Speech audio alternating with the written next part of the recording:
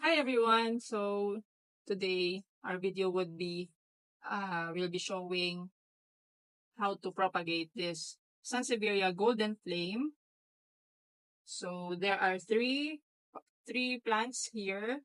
We're going to separate and put them in individual pots. So samahan niyo ako. So first what we'll do is carefully we remove the potting medium. Ayan, meron tayong naka-standby na potting mix. So, para careful tayo,